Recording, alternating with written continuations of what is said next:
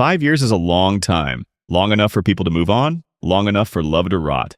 But for Mark Grayson, it was only a few weeks. Mark steps onto the balcony in Teleshkria like a ghost. He's just returned from an unwanted trip to the past. The air is still and the sky is the same. But when Eve turns around, her face says it all. Everything has changed.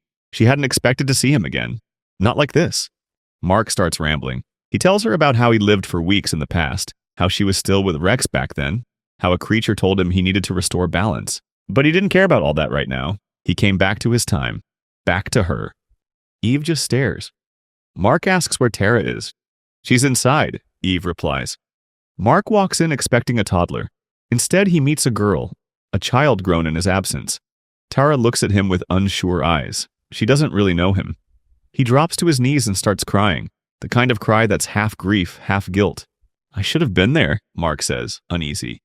Eve kneels beside him, tears in her eyes too. She whispers that she thought he was gone forever, and for a moment, they're together again, the past and present colliding in a single broken hug. But soon the cracks start to show, quietly, subtly. Eve still seems distant, and Mark notices, but he says nothing. He's just happy to be back. He pretends everything's fine, pretends he's not losing her all over again. They move on with their life, build a new home on a new planet, try to start fresh, but even paradise feels off when the person beside you is somewhere else entirely. One night, he reaches for her, but she pulls away. Then she tells him, 5 years. That's how long she waited. That's how long she lived without him. 4 years in, she met someone else. Kubian. Talia introduced them. It wasn't serious, she says. It's over now, she says. Mark's heart drops, but his face stays calm. He tells her she doesn't need to explain.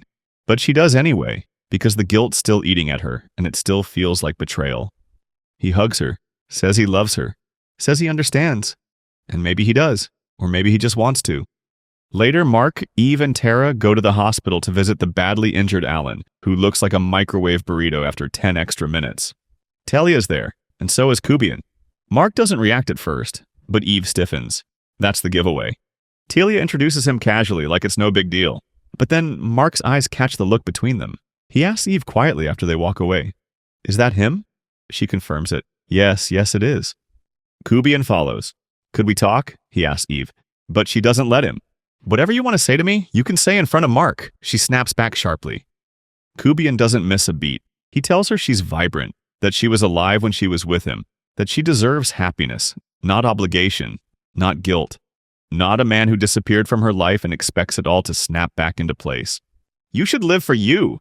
And to make matters worse, he adds, and I know he can never make you feel the way I can. But before he can finish, Eve punches the living shit out of him. Tara lights up, telling Oliver all about it like it's the coolest thing she's ever seen. Mark just sits beside them, trying to process the whole situation.